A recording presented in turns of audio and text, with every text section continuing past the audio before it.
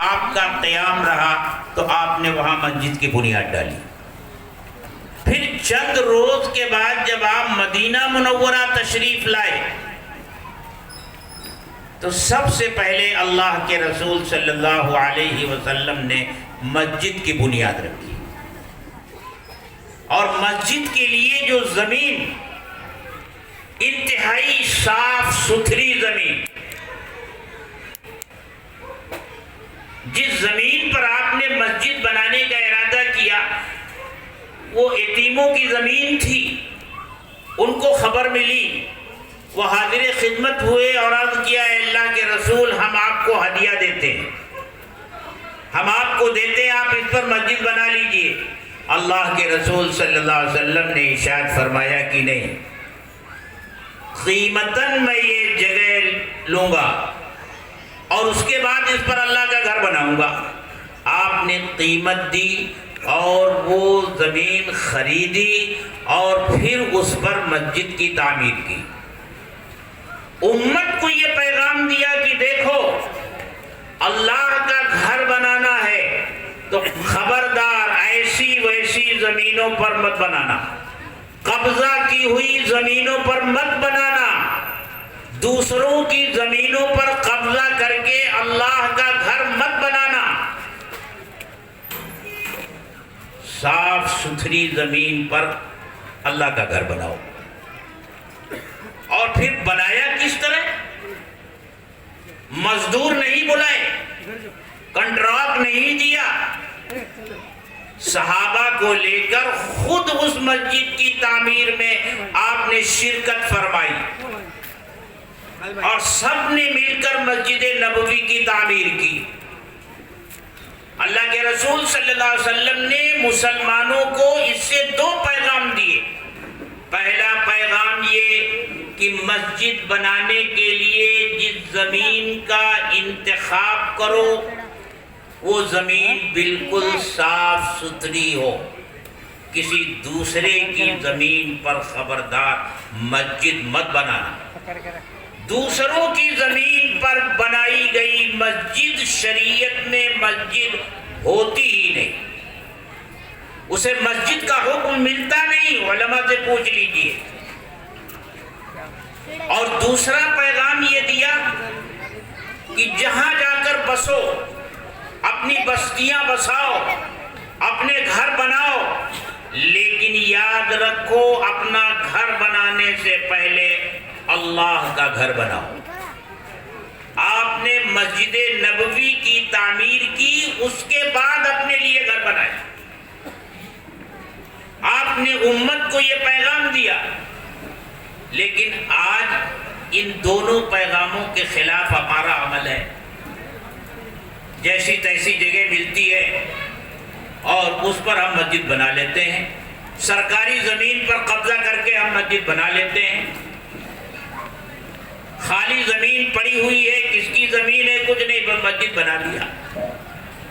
اور مسجد بھی کب بناتے ہیں؟ جب بستی بس جاتی ہے اور اب ضرورت محسوس ہوئی کہ مسجد بنانی چاہیے تو ایک کھولی خرید لیا، ایک کھولی وہاں خرید لیا۔ ایسا نہیں ہوتا کہ جہاں بستی بستی ہے پہلے وہاں ایک پلاٹ مسجد کے لیے مسلمان خریدیں اور اس پر مسجد کی تعمیر کریں، پھر اپنا گھر بنائیں۔ اور مسلمانوں کی یہ تاریخ رہی ہے۔ ایک دو واقعہ سنا کر اپنی بات ختم کروں گا کیونکہ مجھے بہت جلدی نکلنا ہے۔ افریقہ، ساؤتھ افریقہ کا نام تو آپ نے سنا ہوگا۔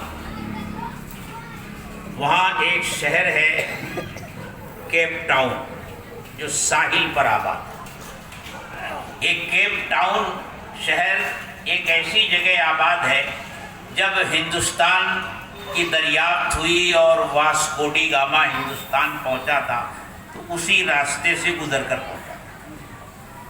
یہ جغرافیائی اعتبار سے یہ کیپ ٹاؤن کا جو ساحل ہے بہت اہمیت کا حامل ہے۔ اس طرح اس پر قبضہ کرنے کے لیے انگریزوں اور پرتگالیوں کے درمیان ہمیشہ کشمکش رہا کرتی تھی۔ کبھی انگریز اس پر قابض ہوتے تھے اور کبھی پرتگالی اس پر قابض ہو جاتے تھے۔ پرتگالیوں کا قبضہ تھا اس پر، غیر آباد علاقہ تھا، اس کو آباد کرنا تھا۔ انہیں مزدور چاہیے تھے، یا یوں کہہ لیجیے غلام چاہیے تھے، جن سے وہ بگار کا کام لیں۔ ان پرتگالیوں کی بھی اور انگریزوں کی بھی 9 آبادیات تھی دنیا میں۔ وہاں سے لوگوں کو پکڑ پکڑ کر جہازوں میں بھر بھر کر کے یہاں لائے۔ ان کے رہنے کے لیے جانوروں کی طرح کیمپ بنا دیا، جس میں وہ رات میں رہتے تھے، ان کے اوپر سخت پہرا رہتا تھا، اور دن میں ان کو کام میں لگا دیا جاتا تھا، دن بھر وہ کام کرتے تھے۔ ان بگار کرنے والوں میں بہت بڑی تعداد مسلمانوں کی تھی۔ اتفاق ایسا ہوا کہ ان پرتگالیوں کے اوپر حملہ ہوا، اور انہیں پہلے علم ہو گیا کہ ہمارے اوپر حملہ آ رہا ہے، اور جو حملہ آ رہا ہے ہمارا دشمن طاقتور ہے، ہمارے اندر اس دشمن کا مقابلہ کرنے کی طاقت نہیں ہے، کیا کیا جائے؟ تو فیصلہ یہ ہوا کہ یہ ہمارے جو غلام ہیں، جو بگار کرنے والے ہیں، ان سے مدد لی جائے۔ ان کو بلایا گیا، مسلمانوں کو بلایا گیا، اور ان سے کہا گیا کہ ہمارا دشمن ہمارے اوپر حملہ آور ہونے جا رہا ہے، تم ہماری مدد کرو، تم جو کہو گے اس کے بعد ہم منظور کر لیں گے۔ ان مسلمانوں نے جو بات رکھی، ہم آپ سوچ رہے ہوں گے کہ انہوں نے یہ رکھا ہوگا سامنے کہ بھئی جب آپ کامیاب ہو جائیں تو آپ ہمیں آزاد کر دیں، ہمارے وطن جانے دیں، بیوی بچوں کے پاس جانے دیں، لیکن نہیں۔ ان مسلمانوں نے کہا ہم آپ کی مدد کریں گے، جان کی بازی لگا دیں گے، اور جب آپ فتح یاب ہو جائیں تو ہماری صرف ایک شرط ہے کہ ہمیں یہاں مسجد بنانے کی اجازت دے دیں۔ کامیاب ہوئے اور وہ مسجد بنی۔ آج بھی کیپ ٹاؤن کے ساحل پر وہ مسجد کھڑی ہے۔ ایک مسجد کا واقعہ اور آتا ہے کہ ایک شخص کا انتقال ہوا، اس کے پاس کچھ رقم تھی، اچھی خاصی رقم تھی، اور اس شخص نے وہ رقم اس طرح جمع کی تھی کہ جب وہ کسی دکان کے پاس جاتا تھا، کوئی چیز کھانے کو دل چاہتا تھا، مثلا سیب کا ٹھیلا لگا ہوا ہے، اس کا دل چاہا کہ سیب کھائے، اس نے جا کر پوچھا کہ بھئی 1 کلو سیب کتنے کا آئے گا؟ اس کو بتایا بھئی اتنے روپے کا 1 کلو سیب آئے گا۔ تو وہ کیا کرتا تھا، اتنے روپے ایک جیب سے نکال کر دوسرے جیب میں رکھ لیتا تھا، اور کہتا تھا گویا کہ میں نے سیب کھا لیا۔ اسی طرح وہ جی رہا تھا، گویا کہ میں نے کھا لیا۔ ایک جیب سے اتنی رقم نکال کر دوسرے جیب میں وہ رکھ لیتا تھا۔ اس کا انتقال ہو گیا، اچھی خاصی رقم اس کے پاس، آگے پیچھے کوئی تھا نہیں۔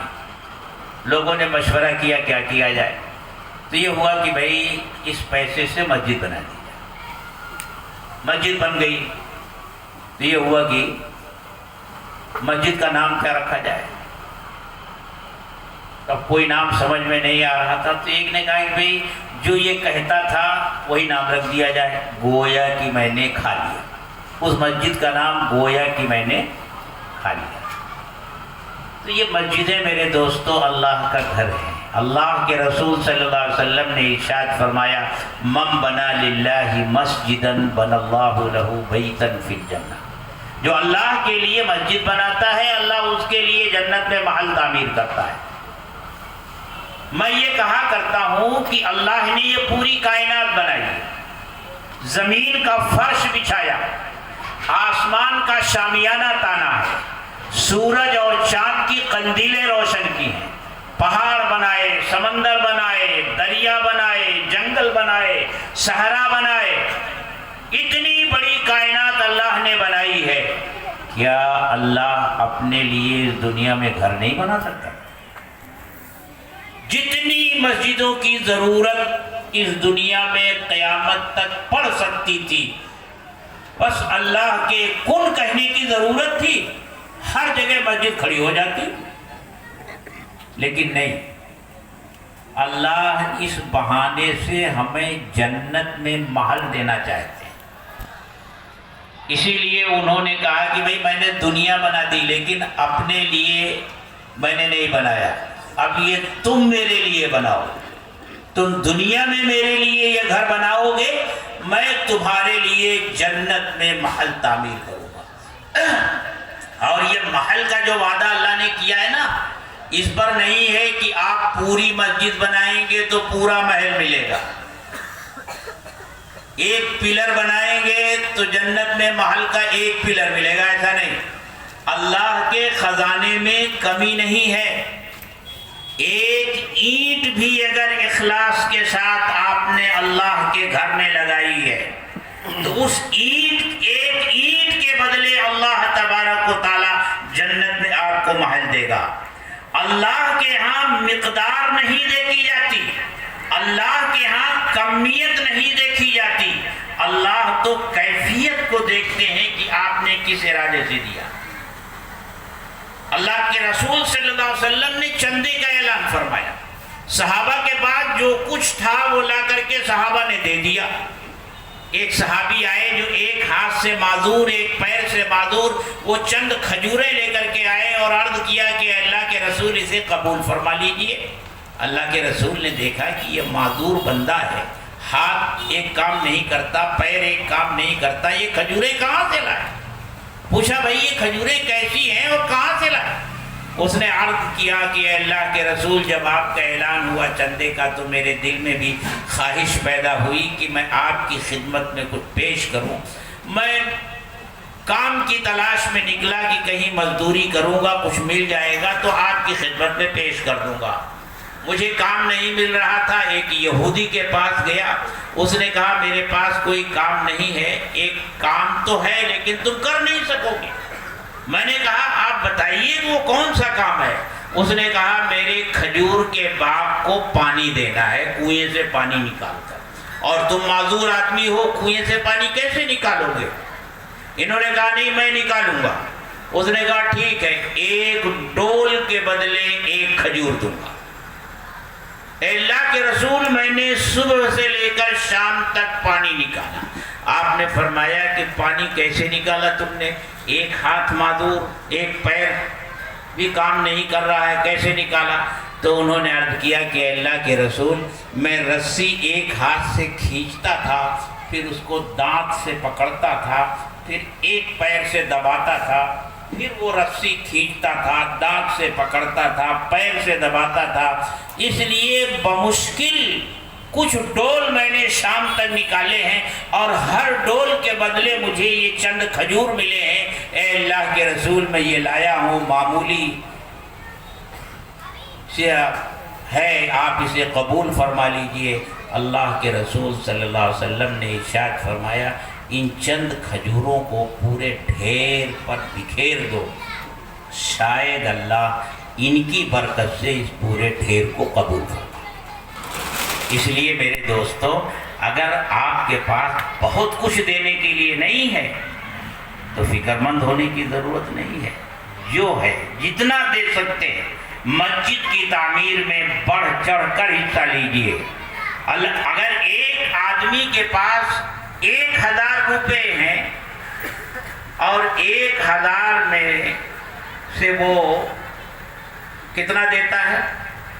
100 روپے دیتا ہے، اور ایک آدمی کے پاس 100 روپے ہیں، وہ 1 روپیہ دیتا ہے، تو اللہ کے نزدیک دونوں برابر۔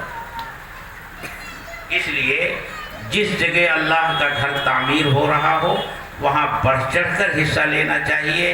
ہماری ایمانی اور اسلامی زندگی کا تصور مسجد کے بغیر نہیں ہو سکتا، لیکن بنیادی بات جو میں نے کہی، جگہ صاف ستھری ہو، اور پھر مسجد تعمیر ہو جانے کے بعد اس مسجد کو آباد رکھنے کی فکر کیجئے.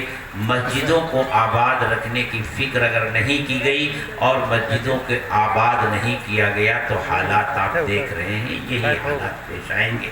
اللہ تعالی ہم سب کو اس کی توفیق دے. وآخر دعوانا الحمدللہ.